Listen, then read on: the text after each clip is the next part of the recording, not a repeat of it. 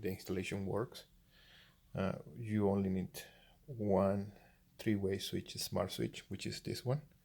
Okay, so keep in mind that the housing, it's not letting you to accommodate too many cables inside of the electrical box. Just to bear in mind, if you see, this is the three-way, and that turn on the light, and I just turn this off, and then if you go to the single one, which is this one, you can see that one turn that light, so it works.